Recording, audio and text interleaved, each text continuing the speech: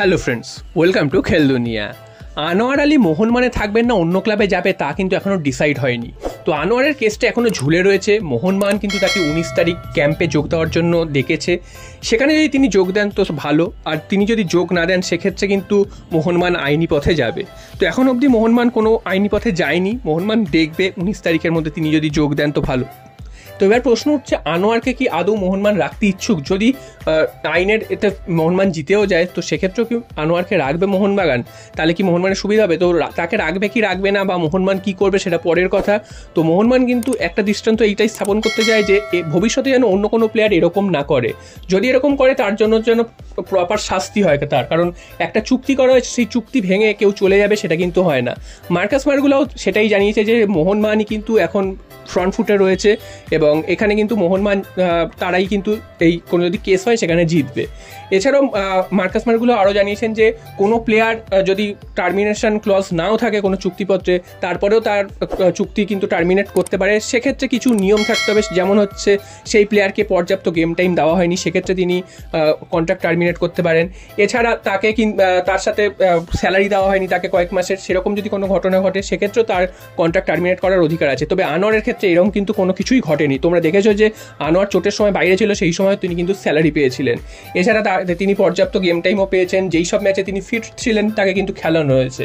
তো এই ক্ষেত্রে কিন্তু আনোয়ারের কোনো যুক্তি কিন্তু গ্রাহ্য হবে না। তো দেখা যাক শেষ পর্যন্ত আনোয়ার নিজে কি করে। আনোয়ারের ওপরই পুরো ব্যাপারটা দাঁড়িয়ে রয়েছে। আনোয়ার যদি মেনে নেয় তো ভালো, না মানলে কিন্তু মোহনবাগান আইনি পথে যেতে পারে। এরপর চলে আসি মোহনবাগানের ট্রান্সফার আপডেটে।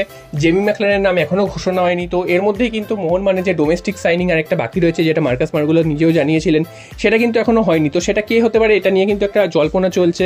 তবে জিকসান সিংয়ের নাম কিন্তু আবার উঠে এসছে। একটা সময় কিন্তু জিকসান সিংকে প্রায় মোহনবাগান সই করে নিয়েছিল, তো শেষ মুহূর্তে সেই সইটা কিন্তু আটকে যায়। তো আবার কিন্তু জিকসান সিংয়ের নাম উঠে এসছে। যদি আনোয়ারের বদলি হিসাবে তাকে নিয়ে আসা যায়, আনোয়ারের এখানে যদি মোহনবাগান জিতেও যায়, সেক্ষেত্রে আনোয়ারকে যদি মোহনবাগান না রাখে বা ছেড়ে দেয় তো সেক্ষেত্রে তার বদলে তো একটা প্লেয়ার দরকার। যদিও আনোয়ার একটা ডিফেন্সের প্লেয়ার, জিকসান সিং মিডফিল্ডের প্লেয়ার, তো সেক্ষেত্রে তার পরিবর্তন হিসাবে কখনোই হবে না। তবে হ্যাঁ, একজন ইন্ডিয়ান টিমের জাতীয় দলের প্লেয়ার যদি চলে যায় সেক্ষেত্রে আরেকজন জাতীয় দলের প্লেয়ার যদি নিয়ে আসতে পারে সেটা কিন্তু মোহনবাগানের জন্য একটা ভালো হবে। তো এখন প্রশ্ন হচ্ছে তাহলে কোন ভারতীয় প্লেয়ার আসবে মোহনবাগানে, যিনি ভারতীয় জাতীয় দলের সদস্য, এটা একটা কিন্তু প্রশ্ন রয়েছে। এছাড়াও মোহনবাগানের একটি ফ্যান্স ক্লাব কিন্তু কিছুক্ষণ আগেই একটা আপডেট দিয়েছে। সেখানে তারা জানাচ্ছে যে গত বছর যেমন প্রীতম কোটাল এবং সাহাল আব্দুল সামাদের যেমন ডিলটা হয়েছিল কেরালার সাথে মোহনবাগানের সোয়াপ ডিল, সেরকম কিন্তু আরেকটা সোয়াপ ডিল এবার হতে পারে এবং সেরকমই কিন্তু হতে যাচ্ছে। আর কিছুদিনের মধ্যেই আপডেট আসবে। তো কোন প্লেয়ারের সাথে কোন প্লেয়ারের সোয়াপ ডিল হবে তোমাদের মনে হয় তোমরা কিন্তু অবশ্যই কমেন্ট বক্সে জানাবে। তবে এই মুহূর্তে কিন্তু জিকসান সিং লিস্টে আছেন, এছাড়াও হার্মিপম রয়েছে এবং মোহনবাগান কাকে ছাড়তে পারে সেক্ষেত্রে কিন্তু মোহনবাগান আনোয়ারকেই হয়তো ছেড়ে দেবে, এরকমটাই কিন্তু মনে করা হচ্ছে। যেহেতু আনোয়ারের সাথে মোহনবাগানের একটা সম্পর্ক খারাপ হয়ে গেছে, যদিও মোহনবাগান ফ্রন্ট ফুটে রয়েছে আবারও বলছি। তো সেক্ষেত্রে যদি মোহনবাগান জিতেও যায় সেক্ষেত্রে আনোয়ারকে কতটা দলে রাখবে সেটাও কিন্তু দেখার। তো এই মুহূর্তে কিন্তু এই দুটো নামই উঠে আসছে, যে হার্মিপম রুইভা, কারণ ডিফেন্সে কিন্তু মোহনবাগানের একজন প্লেয়ার দরকার আনোয়ারের বদলি হিসাবে যদি আনোয়ার চলে যান। এছাড়াও কিন্তু জিকসান সিং, তার নাম উঠে আসছে। তো দেখা যাক শেষ পর্যন্ত মোহনবাগানের জালে কে ধরা দেয়। তো মোহনবাগান একজন যে ভারতীয় প্লেয়ার নেবে সেটা কিন্তু বোঝাই যাচ্ছে।